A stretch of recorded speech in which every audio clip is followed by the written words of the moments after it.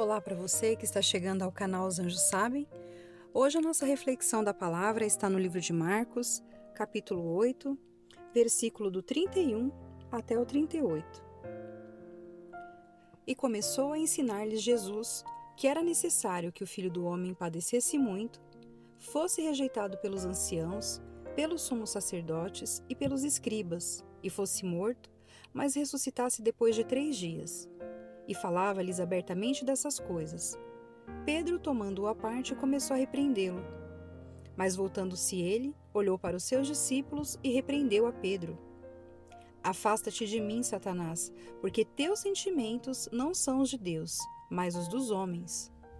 Em seguida, convocando a multidão juntamente com seus discípulos, disse-lhes: Se alguém me quer seguir, renuncie a si mesmo, tome a sua cruz e siga-me. Porque o que quiser salvar a sua vida irá perdê-la, mas o que perder a sua vida por amor de mim e do Evangelho irá salvá-la. Pois que aproveitará o homem ganhar o mundo inteiro se vier a perder a sua alma? Ou que dará o homem em troca de sua vida? Porque se nessa geração adúltera e pecadora alguém se envergonhar de mim, das minhas palavras, também o Filho do Homem se envergonhará dele quando vier na glória de seu Pai com os seus santos anjos. Amém. Na leitura do Evangelho de hoje, é bem interessante a gente observar a postura de Pedro em relação a Cristo, porque diz aqui que enquanto Cristo estava explicando sobre tudo o que viria a acontecer com ele, Pedro ele chamou Jesus de canto e pediu para que Jesus ficasse quieto. Ele repreendeu Jesus, essa é a expressão que é usada na Bíblia. Isso chamou muito a minha atenção, porque não combina com Pedro, assim, né? Em outras passagens dos evangelhos, a gente vê que Pedro, ele é apresentado como uma pessoa bastante rude, assim, bastante ignorante, sem muito trato, muito jeito até para entender as pregações de Cristo. Então, eu me pergunto, né, que confiança foi essa, que ousadia foi essa que Pedro teve para se sentir, né, dessa forma, chamar Jesus de canto e pedir que ele ficasse quieto. Tanto que no momento que isso acontece, Cristo imediatamente já dá uma nele, né? Afasta-se de mim, Satanás, porque os teus sentimentos não são os sentimentos de Deus, mas os sentimentos dos homens. Nesse momento, Cristo ele realmente coloca Pedro no lugar dele.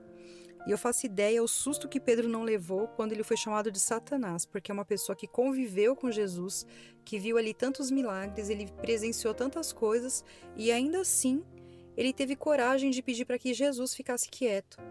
Eu até entendo assim, que talvez naquele momento Pedro tenha temido que eles pudessem ser mortos ali, né? Porque uma multidão escutando aquilo, eles poderiam perfeitamente ser linchados. Mas aí Cristo, ele já sabendo do que passava no coração de Pedro, ele falou que aquele que quisesse guardar a sua vida iria perdê-la. Então, toda essa passagem do Evangelho, ela chama muito a minha atenção e eu escolhi esse trecho para abordar a mensagem de hoje, que é quanto vale a sua alma, porque nesse momento aqui, Pedro ele vacilou. E nesse momento que ele vacilou, né, ele abriu a brecha ali para que realmente o diabo tomasse conta dele. E da mesma maneira como ele foi tomado por essa tentação, né, de subestimar o poder de Cristo, né, a divindade, nós também somos tomados por essa incerteza, por essa insegurança, né? Então, o diabo ele tem várias formas de seduzir a gente. E uma das formas, né, que a gente é mais facilmente seduzido é pelos próprios pecados capitais mesmo, né? A gula, a luxúria, a avareza, sentimento de inveja, soberba. Então, se a gente for analisar esses pecados capitais, eles estão assim muito inseridos no nosso dia a dia. E é óbvio que todos nós, né, já cometemos 1, 2 ou até todos, eu não sei, cada um sabe o quanto já cometeu de pecados, né?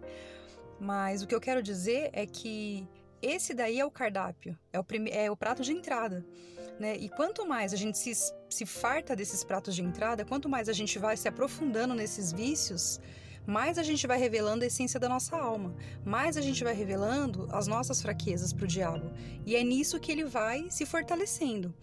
Então, se eu abro uma brecha, assim como Pedro abriu uma brecha para que Satanás tomasse conta dele, ao ponto dele falar aquele absurdo para Cristo, né, impedir Cristo de continuar falando, quanto mais nós vivemos no mundo que a gente vive, que é regido por essas forças do mal. Então, o tempo todo a gente está sendo ali submetido a esses vícios, a esses desejos, e nós temos que estar atentos a isso. E eu trouxe esse tema não é porque eu simplesmente foi uma coisa que veio na minha cabeça. Eu tenho visto muitas informações, muitas coisas chocantes a respeito disso, e como que as pessoas estão realmente perdendo a noção do valor da alma delas, E uma matéria recente, passou no Fantástico, também passou em outros veículos de comunicação, a respeito do transhumanismo. Isso me chocou demais, porque assim, é um termo que eu nunca tinha ouvido falar, e quando eu ouvi, eu fiquei já bem impressionada, porque o transhumanismo, ele é o quê? É uma espécie de ser humano híbrido. É um homem que é homem e robô ao mesmo tempo. Mas o pior não é isso, o pior é a essência do que o transhumanismo significa. O objetivo maior das pessoas que investem nessa pesquisa científica é simplesmente a imortalidade. Então, o ser humano, o homem, chegou ao ponto de concluir que nós podemos sim atingir a eternidade, mas não precisa ser nos moldes que Jesus pregou no Evangelho. Nós não temos que pagar um preço tão caro assim. Nós não temos que nos preocupar em viver uma vida santa aqui na Terra, em fazer as coisas certas, fazer o bem. Não, a gente não precisa se preocupar com isso mais. Agora o homem, ele já chegou ao ponto que ele queria, que é a imortalidade. E aí, o objetivo desses cientistas qual que é? Que você possa, no futuro não muito distante, você possa pegar todas as informações que você tem na sua consciência, fazer um backup disso e colocar no cérebro de um robô. Então, na verdade, aquele robô, ele vai ser a mistura de uma máquina com um humano, porque o robô, ele não pensa por si só, pelo menos até agora não. O objetivo desses cientistas é que, daqui a algum tempo, a inteligência artificial ela comece a reproduzir sentimentos, sensações, mas por enquanto eles ainda estão numa fase de pesquisa. Então, eu estou trazendo tudo isso à tona porque quando eu vi essa matéria, quando eu li a respeito, eu fiquei muito chocada com o fato de que o ser humano teve uma audácia que eu jamais pensei que seria capaz de ter, que é realmente se imortalizar. Como se nós tivéssemos o direito, de dizer até quando nós temos que ficar vivos nessa terra. Então, onde que eu quero chegar? Que a nossa alma, ela é preciosa para Deus e nós pertencemos ao Pai. À medida que a gente não consegue controlar esses vícios, esses desejos que eu mencionei que muitas vezes se apresentam como os pecados capitais. Se a gente não consegue administrar isso e ali fazer mesmo um filtro do que entra e sai da nossa vida, o quanto a gente está se expondo a essas coisas e está se entregando a isso, é óbvio que a gente vai estar abrindo uma brecha ali para o demônio. Se você não está vendendo a sua alma, você está pelo menos ali se tornando disponível para uma negociação. Então, assim, nós temos que ficar atentos, porque da mesma maneira que Pedro vacilou, nós também estamos aqui o tempo inteiro sofrendo essas tentações. Mas a palavra de Deus ela é muito viva e ela, assim, ela é atemporal.